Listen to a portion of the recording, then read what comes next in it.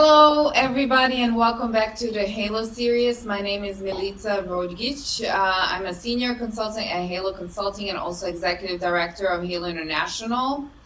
Today, I'm happy to announce that we actually have someone from Serbia speaking with me, which I'm really excited about. And she will give us some insight into European HR culture at this point. So today we're joined by Isidora Usendic Stosic. She's a regional head of people and culture. Isidora, welcome. Thank you very much, Melissa. And so if you're new to this event, Halo does host monthly virtual roundtables covering current trends in the HR, tech, and the DI space. Also, don't forget to check out the Halo mini-series where we hear from executives taking a deep dive into a multi-part series discussing what keeps them up at night. If you enjoy this content and you're enjoying Halo series in general, hit that like and subscribe button and sign up for our monthly Halo newsletter, which summarizes current market trends and also recaps past events. Link is in the description. So throughout our session, we will today cover navigating recession, strategies for caring for employees and maintaining morale. So before we kick off all of our questions for the subject today, let's get started with you, Isidora. How did your career get started, and how did it ultimately lead you to being the regional head of people and culture? Thank you, Melissa, for that question. So my career started more than 20 years ago. Looks like a very, very long past when I look from this point. I actually, after my studies, I studied psychology, and I decided to join the pharmaceutical industry. It was not really a very thought through decision. It was more like something that came naturally because my father was working in such an industry, and then naturally I decided to follow his steps. So I spent 5 years there, but then I decided that the culture of the company is very far from who I am. And then I moved to telecommunications.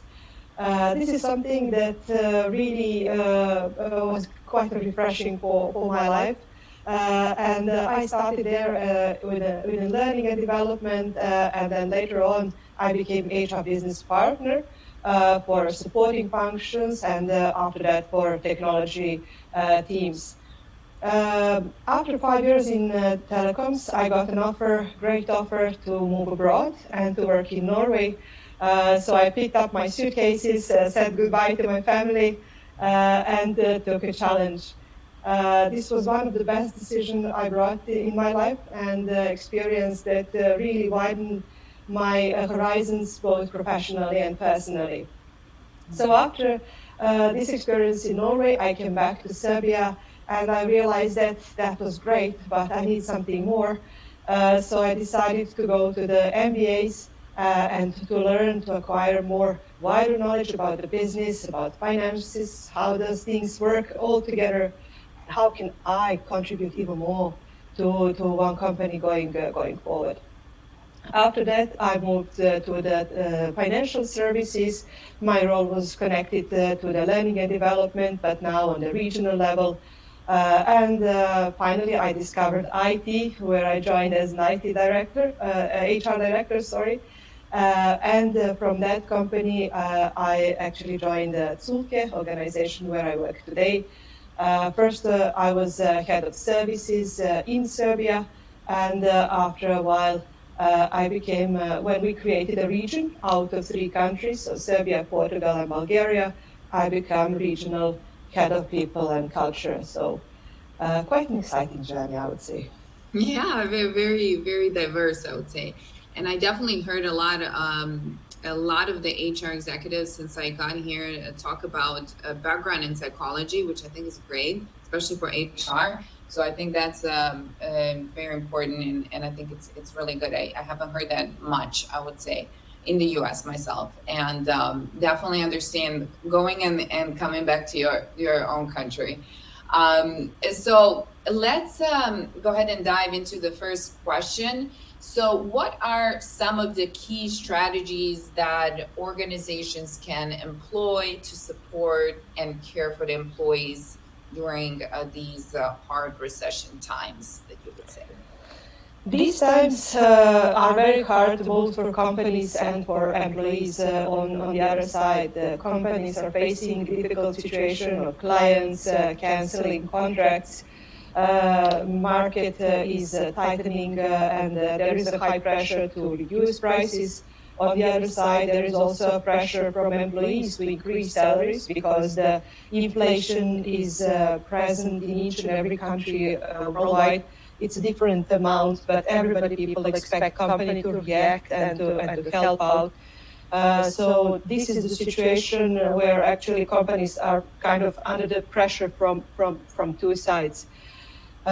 Employees themselves are pretty scared on how the company will react on that pressure.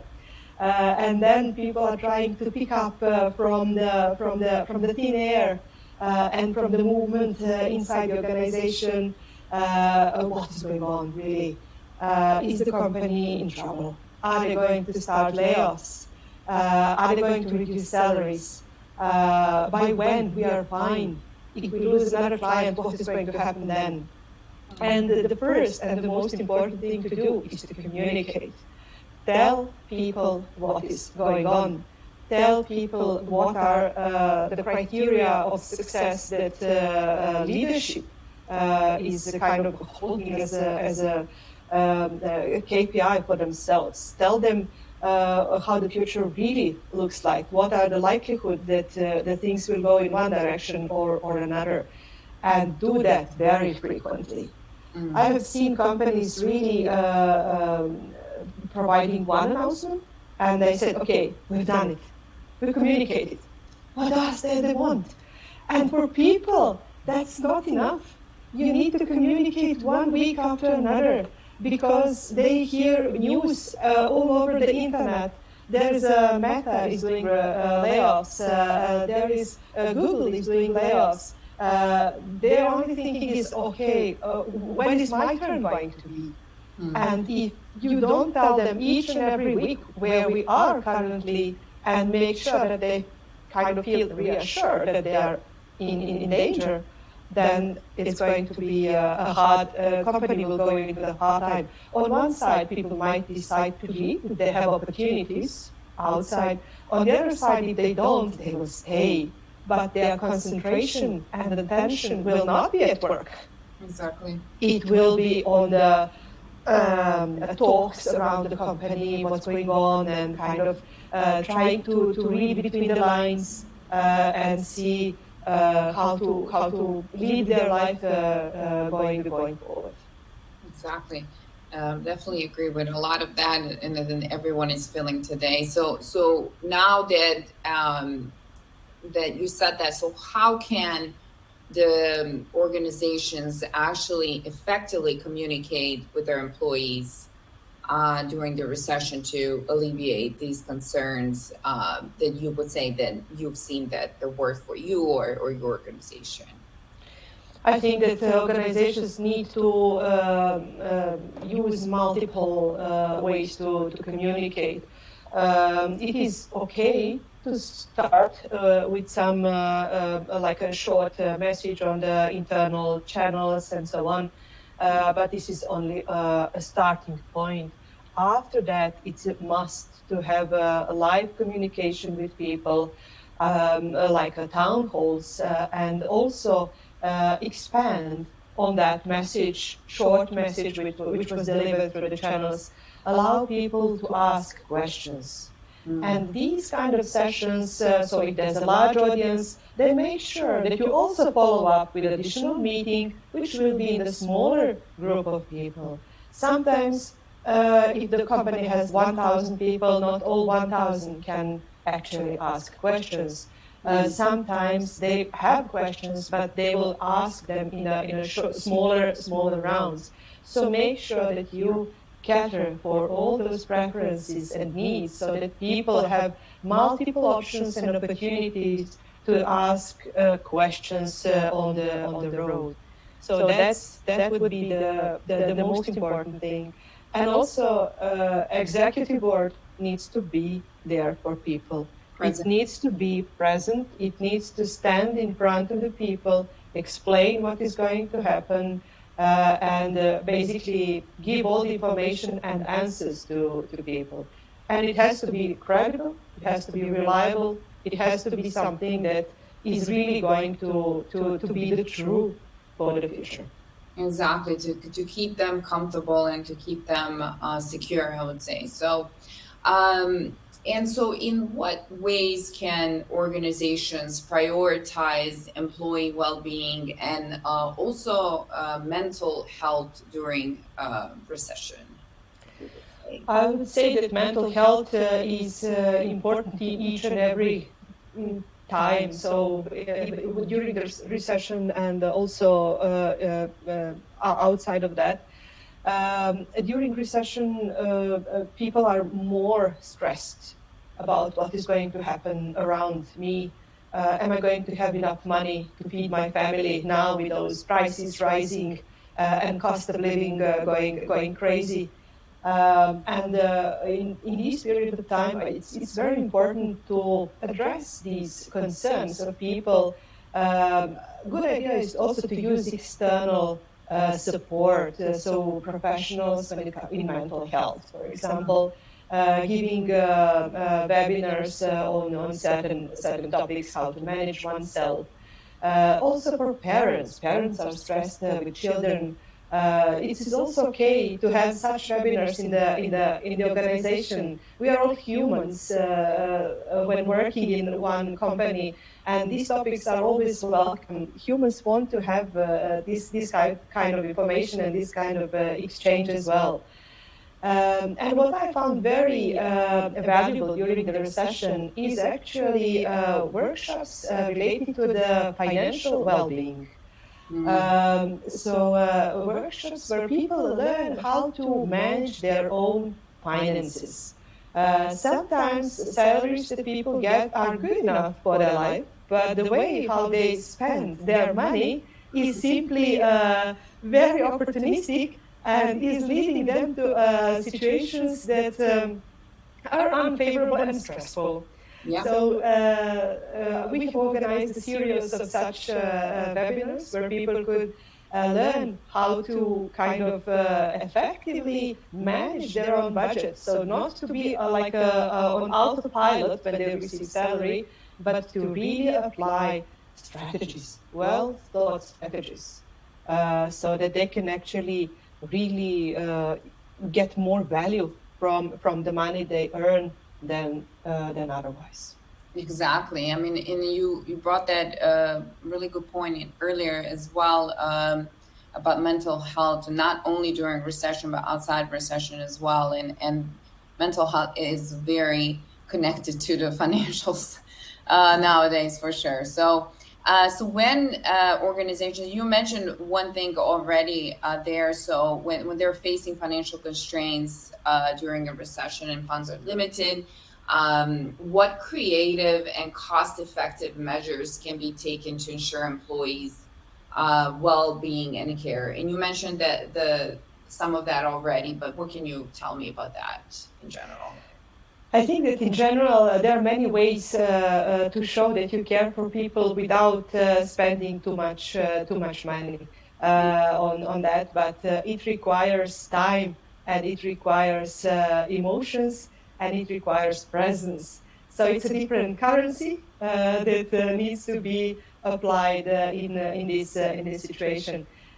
People can be invited to come to the gatherings. It's also possible to organize different joint activities, humanitarian type of work, collect money in the organization for shelters, for animals, different type of activities really unite people.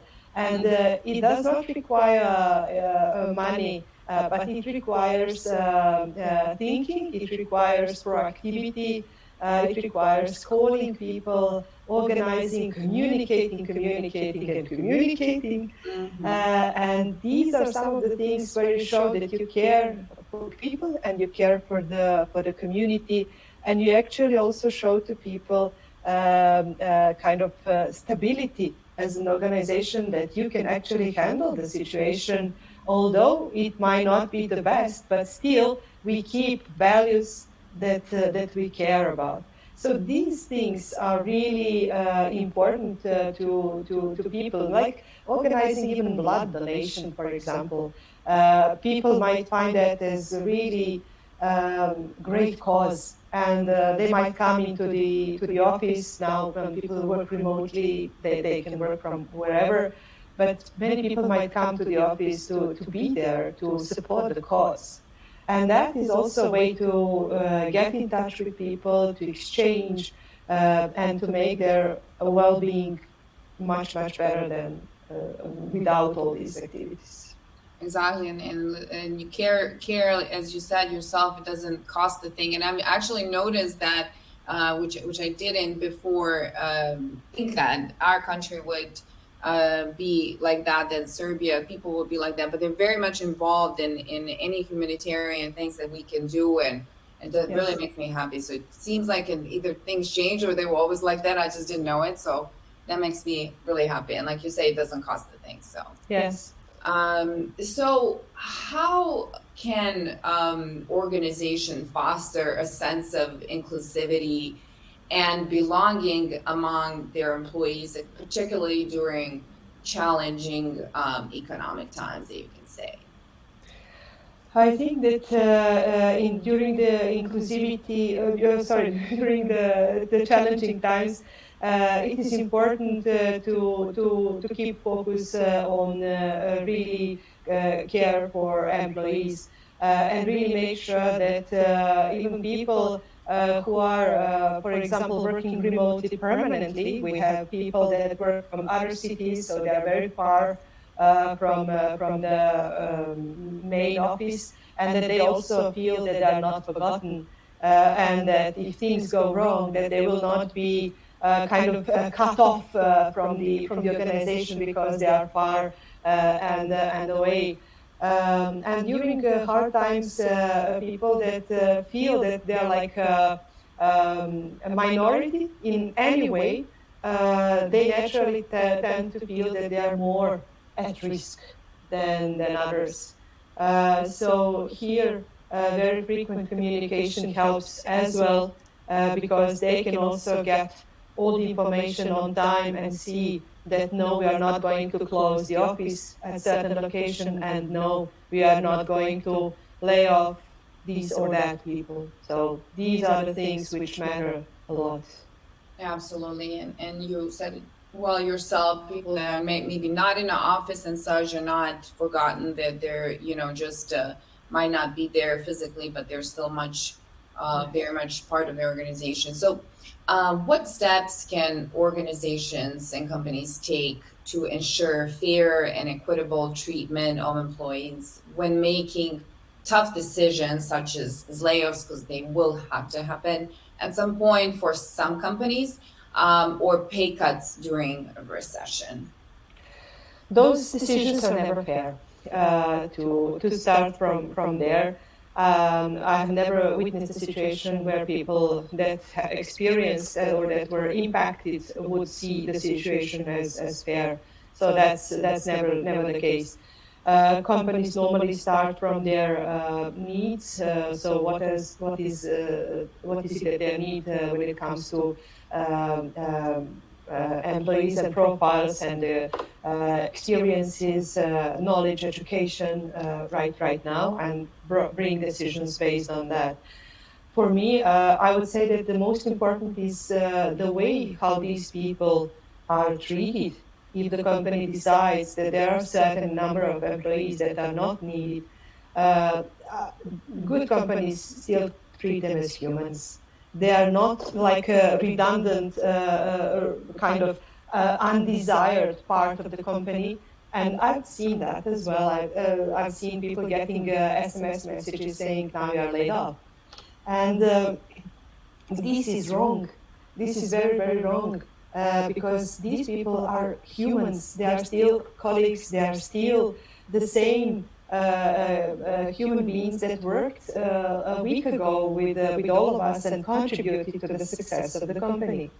Companies should not forget that. And when they decide on the compensation package or severance package, they should go beyond the law.